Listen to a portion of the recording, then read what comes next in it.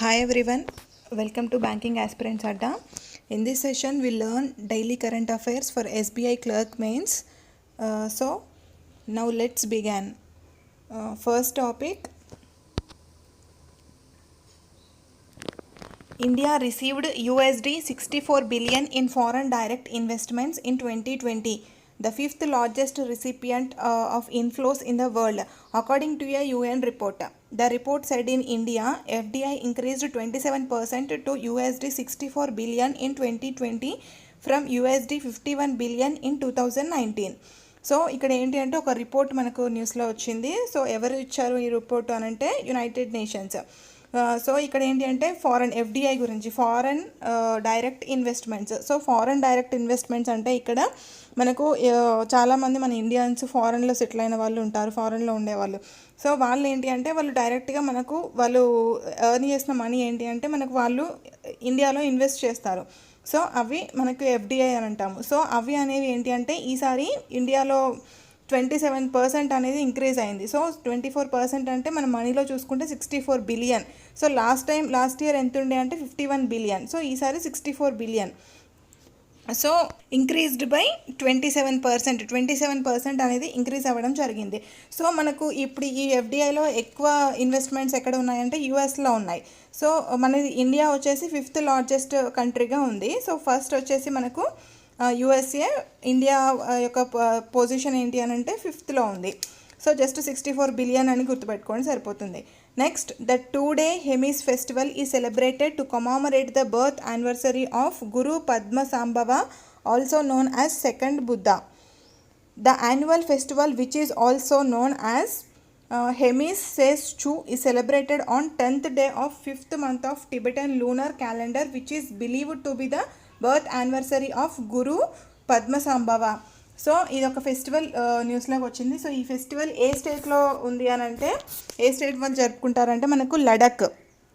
So ఇదేంటి అంటే Hemis Ladakh is a famous monastery. So Hemis ఏంటి అంటే ఇది లడక్లో ఉండే ఒక ఫేమస్ మానిస్ట్రీ అన్నట్టు. సో ఇది ఎక్కడ అంటే 45 కిలోమీటర్స్ ఫ్రమ్ లే నుండి 45 కిలోమీటర్స్ డిస్టెన్స్లో ఉంటుంది ఈ మానిస్ట్రీ అనేది. సో ఇక్కడ మానిస్ట్రీ అంటే ఏంటి అంటే ఒక కమ్యూనిటీ, మాంగ్స్ ఉండే కమ్యూనిటీ అన్నట్టు. సో ఇక్కడ ఏంటి అని అంటే ఇది ఎందుకు ఈ ఫెస్టివల్ని ఎందుకు జరుపుకుంటారంటే on the occasion of the birth of Guru Padmasambhava, who is the founder of Tibetan Buddhism. So Tibetan బుద్ధిజంకి ఇతను ఫౌండర్ అన్నట్టు. సో సెకండ్ బుద్ధ లాగా కూడా ఇతన్ని పిలుస్తారు.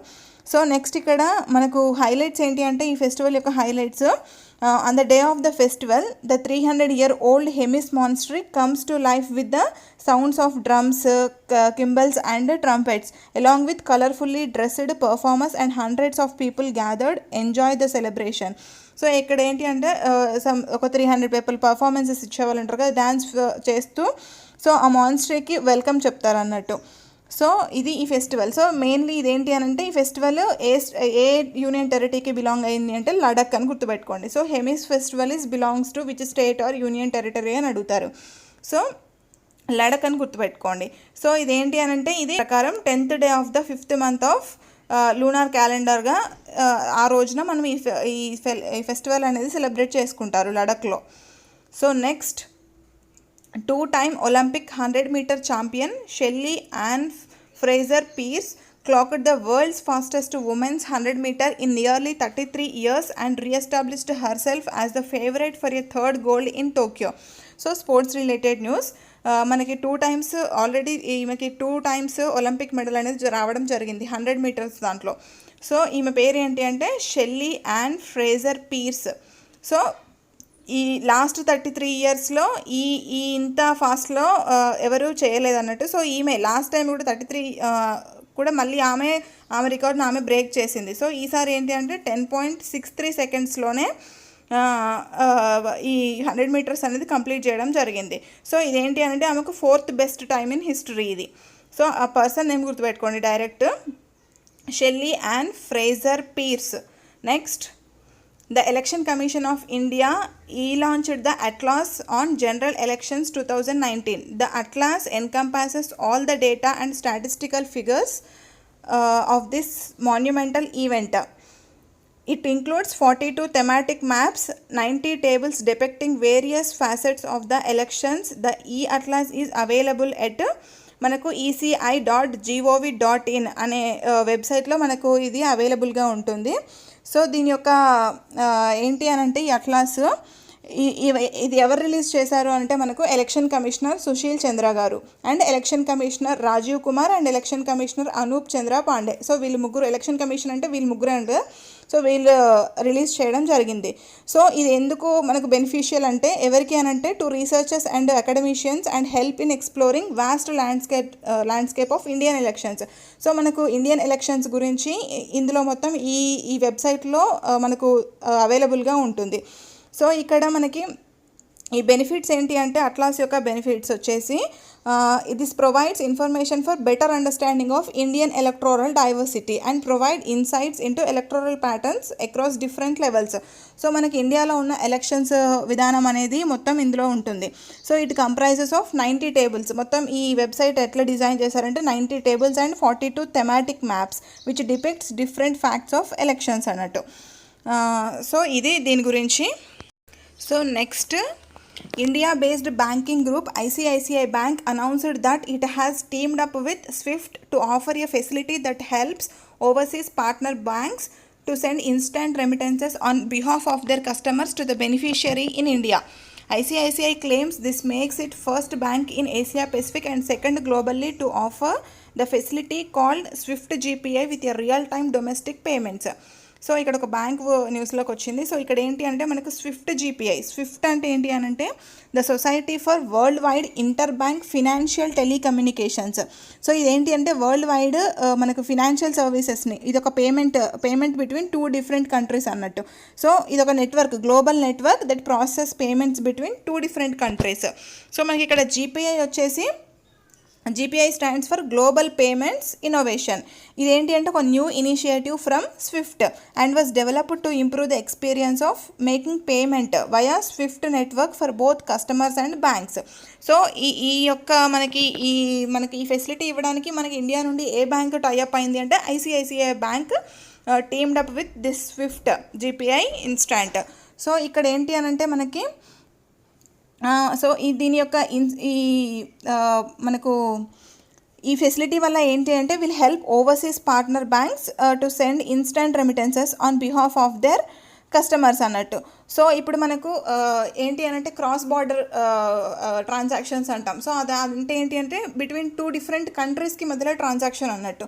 సో అనేది ఇప్పుడు ఈ జీపీఐ ఇన్స్టాంట్ ద్వారా మనము వెరీ ఈజీగా మనం ట్రాన్సాక్షన్స్ అనేది ఒక కంట్రీ నుంచి ఒక కంట్రీకి ట్రాన్సాక్షన్స్ అనేది ఈజీగా మనం చేసుకోవచ్చు. సో మనం చేసుకునే బదులు behalf of the customers. So డైరెక్ట్గా ఈ రెమిటెన్స్ వల్ల ఈ ట్రాన్సాక్షన్స్ ఈ జీపీఐ సిస్టమ్ వల్ల డైరెక్ట్ బెనిఫిషరీ అకౌంట్కి అనేది బెనిఫిషరీ అకౌంట్ బ్యాంక్కి మనకు మనీ అనేది ఈజీగా ట్రాన్స్ఫర్ చేసుకోవచ్చు.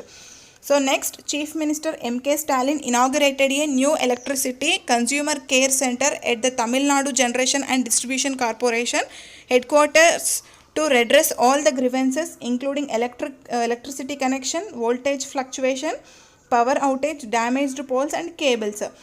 సో ఇక్కడ మనకి ఎంకే స్టాలిన్ గారు అంటే మనకి తమిళనాడుకు స్టేట్కి related news.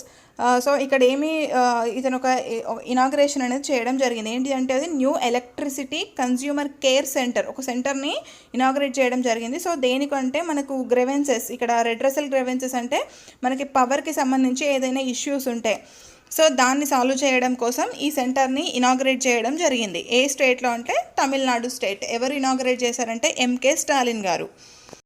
Next, Indian American chemist Sumita Mitra has been honored with European Inventor Award 2021 in the non-European Patent Office countries category. She was the first to have successfully integrated nanotechnology into dental materials to produce stronger and more aesthetically pleasing fillings.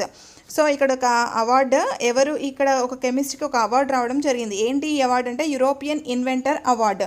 So ఇక్కడ ఇదేంటి అంటే this is one Europeans most prestigious innovation prize presented by European patent office వాళ్ళు ఈ అవార్డుని present చేయడం జరుగుతుంది. So ఇది మనకి ఎవరికి వచ్చింది అంటే సుమితా మిత్రా గారు. సో ఈమె ఏంటి అంటే ఇండియన్ ఆరిజిన్, భారత సంతతి వ్యక్తి. సో ఫస్ట్ టైం మన భారత ఇరాలకు రావడం ఇదే ఫస్ట్ టైం అన్నట్టు. సో సుమితా మిత్రా గారికి ఈ అవార్డు రావడం జరిగింది. దేనికి ఈమెకు ఈ అవార్డు వచ్చింది అంటే, సో మనకు డెంటిస్ట్ అన్నట్టు ఆమె. సో డెంటల్ ప్రాబ్లమ్స్, మనకు పళ్ళు పుచ్చిపోతాయి కదా, సో అందులో ఫిల్లింగ్స్ చేస్తారు. ఆ ఫిల్లింగ్స్ అనేవి నానో టెక్నాలజీ యూస్ చేసి ఈ ఫిల్లింగ్స్ చేయడం జరుగుతుంది. సో ఇంతవరకు నానో టెక్నాలజీతో ఈ ఫిల్లింగ్స్ అనేవి ఎప్పుడు చేయలేదు. సో ఫస్ట్ టైం ఈమె చేయడం వల్ల ఈమెకి అవార్డు రావడం జరిగింది. So next, Bihar chief minister Nitish Kumar has launched 2 ambitious schemes christened as the Mukhyamantri Yuva Udyayami Yojana and Mukhyamantri Mahila Udyami Yojana. Both the schemes launched to promote entrepreneurship among youth and women, all of the sections under the state's Mukhyamantri Udyami Yojana scheme.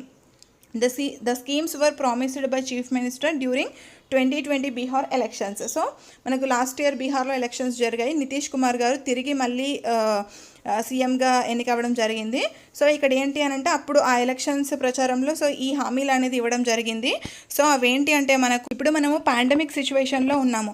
So చాలామంది ఉద్యోగాలు కోల్పోవడం జరిగింది. So అలాంటి వాళ్ళకి, women కానీ, young పర్సన్స్కి కానీ, యంగ్స్టర్స్కి so మన గవర్నమెంట్ ఏంటి అని అంటే కొంత మనీ అనేది లోన్ ఇవ్వడం జరుగుతుంది. సో దాంతో వాళ్ళు ఏంటి అంటే, ఏదైనా బిజినెస్ కానీ ఏదైనా వాళ్ళు చేసుకొని ఒక సొంత ఉద్యోగం చేసుకునేలాగా సో ఈ అవకాశం అనేది కల్పించడానికి ఈ స్కీమ్స్ అనేవి పెట్టారు. సో ఇందులో ఏంటి అంటే, youth and women irrespective of caste and creed wishing to start entrepreneurship will get a loan of 10 lakh, in which 5 lakh would be grant from state government and the rest of 5 lakh will come as loan refundable in 84 installments. So దీని కింద ఈ schemes కింద ఏంటి అని అంటే 10 lakh rupees అనేది ఇవ్వడం జరుగుతుంది పర్సన్కి. సో అందులో 5 lakh ఏంటి అని అంటే మళ్ళీ మనం తిరిగి పే చేయాల్సిన అవసరం లేదు, గ్రాంట్గా ఇవ్వడం జరుగుతుంది.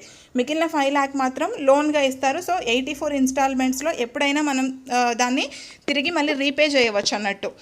సో జస్ట్ ఇక్కడ మనకి scheme names and A state వాళ్ళు లాంచ్ చేశారనేది గుర్తుపెట్టుకోండి. బీహార్ నితీష్ కుమార్ గారు ఈ స్కీమ్స్ని లాంచ్ చేయడం జరిగింది. So just state name and ఎంత లోన్ ఇచ్చారు అనేది జస్ట్ రిమెంబర్. సో ఇవ్వండి ఈరోజు కరెంట్ అఫైర్స్. తప్పకుండా లైక్ చేయండి, సబ్స్క్రైబ్ చేయండి అండ్ షేర్ కూడా చేయండి. చాలా important current affairs especially for SBI. So thank you అండి.